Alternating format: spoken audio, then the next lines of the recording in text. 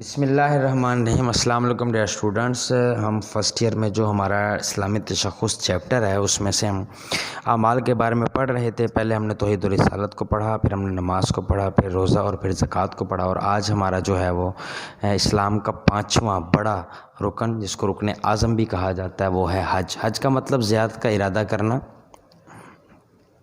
اللہ کے گھر کا جو ہے اللہ کے گھر کی زیارت کرنا۔ تو یہ جو ہے اسلام کا 5واں بڑا رکن ہے، اور یہ جو ہے مالی عبادت ہے، اور یہ صرف ان لوگوں پر فرض ہے جو اس کی مالی استطاعت رکھتے ہیں۔ قرآن مجید سورۃ العمران میں اللہ فرماتا ہے اور اللہ کا حق ہے کہ اللہ کا حق ہے لوگوں پر حج کرنا، یعنی لوگوں پر فرض ہے۔ جو چیز ہمارے فرض ہوگی وہ ہمارے جو اپوننٹ چیز جو ذات ہے اس کا وہ حق بن جائے گی۔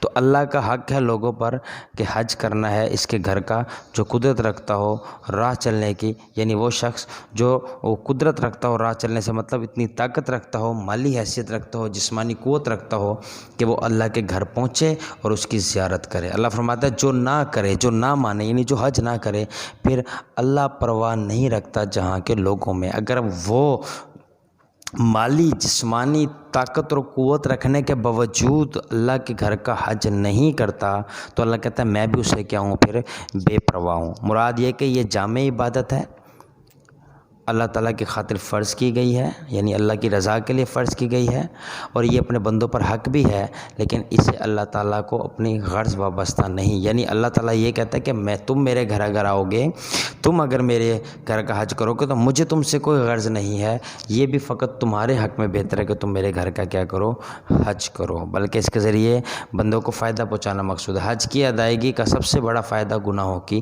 بخشش ہے۔ رسول اللہ صلی اللہ علیہ وآلہ وسلم نے فرمایا کہ جو کوئی اللہ تعالیٰ کے حکم کی تعمیل میں حج کرتا ہے اور دوران حج فسق و فجور سے باز رہتا ہے، من برائیوں سے گناہوں سے باز رہتا ہے، وہ گناہوں سے اس طرح پاک ہو کر لوٹتا ہے گویا بھی ماں کے پیٹ سے پیدا ہوا ہو، یعنی نو مولود بچہ ہو۔ یعنی حج انسان کو گناہوں سے اس طرح سے کیا کر دیتا ہے، پاک کر دیتا ہے۔ اپنے گناہ گار بندوں کو دنیا ہی میں پاک صاف کر دینے کا انتظام جہاں اللہ تعالیٰ کے کرم کی دلیل ہے، وہاں فائدہ نہ اٹھانے والوں کی حد درجہ ناشکری اور بدبختی کی علامت ہے۔ یعنی جو اللہ تعالیٰ کی اس نعمت سے فائدہ اٹھاتے ہوئے جو ہے وہ اپنے آپ گناہوں کو نہیں بخشواتا تو یہ اس کی طرف سے کیا ہے، ناشکری۔ رسول اللہ صلی اللہ علیہ وسلم نے ارشاد فرمایا جس شخص کو نہ ظاہری ضرورت حج سے روک رہی ہو، نہ کوئی ظالم بادشاہ کی راہ اس کی راہ میں رکاوٹ ہو، اور نہ کوئی روکنے والی بیماری سے لاحق ہو، یعنی یا تو ظاہری ضرورت کا مطلب یعنی اس کے پاس جو ہے وہ پیسے وغیرہ اتنے موجود ہوں کہ وہ حج کر سکے، جو ہے اس کے علاوہ ظالم بادشاہ یعنی کسی غیر مسلم ملک میں رہتا ہے اور بادشاہ جو ہے اس کو اجازت نہ دے رہا ہو، یا کوئی ایسا بیماری اس کو لگ گئی ہو کہ وہ سفر نہ کر سکتا ہو، ان میں سے کوئی بیماری، ان میں سے کوئی وجہ نہیں ہے اور وہ حج نہیں کرتا، حج کیے بغیر مرے تو وہ ایک مسلمان نہیں، یہودی یا نصرانی کی موت مرتا ہے۔ یعنی اگر تو ایک شخص ہے وہ حج کرنے کی طاقت مالی طور پر نہیں رکھتا، یا وہ ایسے علاقے میں رہتا ہے جہاں کے حکمران اس کو حج کرنے کی اجازت نہیں دیتے، یا اس کو ایسی بیماری ہے کہ وہ حج نہیں کر سکتا، پھر تو اس کی بخشش ہے۔ اگر ان میں سے کوئی بیماری، کوئی وجہ، کوئی مصیبت اس کی راہ میں حائل نہیں ہے اور وہ پھر حج نہیں کرتا، اللہ فرماتا ہے جب وہ مرے گا تو وہ مسلمان نہیں، یہودی یا نصرانی مرے گا، یعنی وہ ایمان کی حالت میں مرتا ہی نہیں۔ اللہ اکبر! کتنا بڑا جو ہے یہ عذاب ہے اس شخص کے لیے جو حج کرنے کی قوت اور حیثیت رکھتا اور حج نہیں کرتا۔ جامعیت میں اجتماعیت، یونٹی۔ حج جیسی عبادت باقی تمام عبادت کی روح شامل ہے۔ حج کے لیے روانگی سے واپسی تک دوران سفر نماز کے ذریعے قرب خداوندی میسر آتا ہے۔ انسان کا حج کا مال خرچ کرنا زکوٰۃ سے مشابہت رکھتا ہے۔ نفسانی خواہشات، اخلاقی برائیوں، پرہیزگاری، روزے جیسی کیفیت رکھتا ہے، یعنی تمام امور جو ہے آپ کو حج کے دوران ادا کرنا ہوتا ہے۔ روزہ بھی رکھنا ہوتا ہے، نماز بھی پڑھنی ہوتی ہے، مال بھی خرچ کرنا ہوتا ہے۔ گھر سے دوری سفری صحبت کی جہاد کا رنگ ہے، یعنی جب آپ گھر سے دور ہوتے ہیں اور مشکلات برداشت کرتے ہیں تو آپ کو جہاد جو ہے اس کی سمجھ آتی ہے، اس کا احساسات آپ کے اندر پیدا ہوتے ہیں۔ ام المومنین حضرت عائشہ صدیقہ رضی اللہ تعالیٰ عنہا سے روایت ہے کہ رسول اللہ صلی اللہ علیہ وسلم نے فرمایا سب سے افضل حج حج مبرور یعنی مقبول حج ہے۔ آپ اسی ارشاد گرامی کے پیش نظر عمر نے فرمایا حج کا سامان تیار رکھو، یہ بھی ایک جہاد ہے، یعنی جب بھی حج کے لیے تیار رہو، جیسے ہی موقع ملے حج کرو، کیونکہ اس کے دوران آپ کو بڑی تکالیف اور بہت زیادہ سفر کرنا پڑتا ہے، مصیبت اٹھانی پڑتی ہے، تو یہ جہاد کی ایک شکل ہے۔ زائرین خانہ کعبہ کی کیفیت۔ حج کے مناسک پر غور کیا جائے تو معلوم ہوگا کہ ہر مرحلہ اپنے اندر اخلاقی روحانی تربیت کا سامان رکھتا ہے، یعنی جب آپ حج پر جاتے ہیں تو آپ کی اخلاقی اور روحانی تربیت بھی ہوتی ہے کہ آپ نے اپنی زندگی میں اخلاقیات جو ہے اس کو کیسے پروموٹ کرنا ہے، کیسے لے کر چلنا ہے۔ جب ایک شخص اپنے اندر عزیز و اقارب کو چھوڑ کر دنیاوی دلچسپیوں سے منہ موڑ کر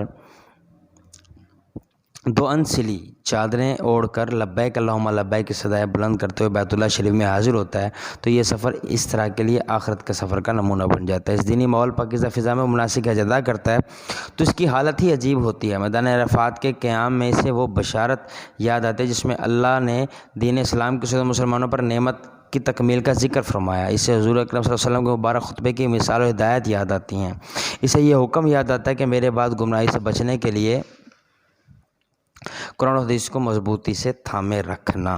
تو یہ ساری چیزیں ہیں جو حج کے دوران جو انسان کو نظر آتی ہیں۔ اس کو حضرت ابراہیم علیہ السلام کی قربانی یاد آتی ہے، اس کو اپنے نفس کو چھوڑ کر، اپنی ذاتی خواہشات کو چھوڑ کر دین کی راہ میں قربان کرنے کے جذبات اس کے اندر کیا ہوتے ہیں، پیدا ہوتے ہیں۔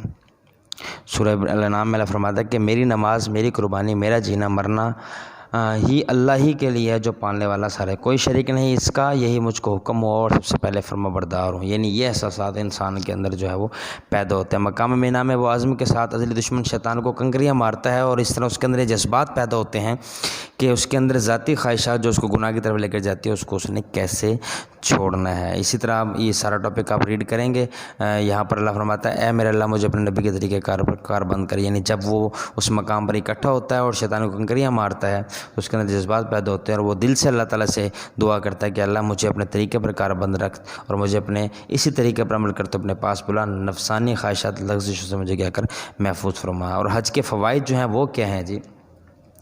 سب سے پہلا جو فائدہ وہ ہے تقرب خداوندی، یعنی انسان جو حج کرتا ہے وہ اللہ کے قریب ہو جاتا ہے۔ لیکن دیگر ارکان دین کی طرح اس کے بھی متعدد معاشرتی فوائد، اخلاقی فوائد ہیں۔ اس موقع پر دنیا کے مختلف علاقوں سے آنے والے افراد حج کی برکت سے پاک صاف ہو جاتے ہیں۔ یہ لوگ اپنے ساتھ ایمان و تقوی کی پاکیزگی جو لے کر لوٹتے ہیں وہ ان کے ماحول کی اصلاح کا سبب بنتا ہے۔ یعنی جس قسم کی روحانی تربیت لے کر یہ جاتے ہیں اپنے علاقے میں واپس، وہاں کے لوگوں میں ان کو دیکھ کر جو ہے وہ روحانیت کا اور جو ہے وہ نیکی کا جو ہے وہ جذبہ پیدا ہوتا ہے۔ حج کا یہ عظیم الشان اجتماع ملت اسلامی کی شان و شوکت کا انعدار ہوتا ہے۔ لوگ دنیا دیکھتی ہے کہ ملت اسلامیہ جو ہے وہ کس طرح سے متحد ہے اور ایک مقام پر اکٹھے ہو کر ایک ہی جو ہے مختلف زبانوں سے تعلق رکھنے والے، مختلف رنگ نسل سے تعلق رکھنے والے لوگ ایک ہی لباس میں ایک ہی کلمات دہراتے ہوئے کس طریقے سے جو ہے وہ مسلمانوں کی شان و شوکت کو دنیا میں اجاگر کرتے ہیں۔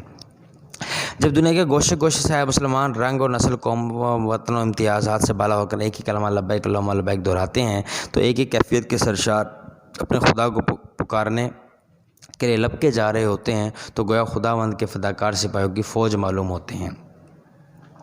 حج کا ایک اہم تجارتی اور اقتصادی فائدہ یہ بھی ہے کہ مختلف ممالک سے آنے والے حجاج خرید و فروخت کے ذریعے معاشی نفع کرتے ہیں۔ یعنی 50 لاکھ لوگ جب وہاں پر اکٹھے ہوتے ہیں اور دنیا کے مختلف ممالک سے لوگ وہاں پر اپنی چیزوں کو بیچنے اور خریدنے کے لیے اکٹھے ہوتے ہیں تو اس سے جو ہے وہ معاشی فوائد جو ہے وہ ملتے ہیں لوگوں کو۔ حج کے مذکورہ بالا اجتماعی انفرادی فوائد سے ہم تب تک ہی فائدہ اٹھا سکتے ہیں جب ہمارا مقصد رضا الہی ہو۔ یعنی حج کرنے کا جو مقصد ہے وہ صرف اللہ کی رضا کی، اللہ تعالیٰ کی جو ہے رضا ہے اس کا حصول ہو، نہ کہ دکھاوا ہو۔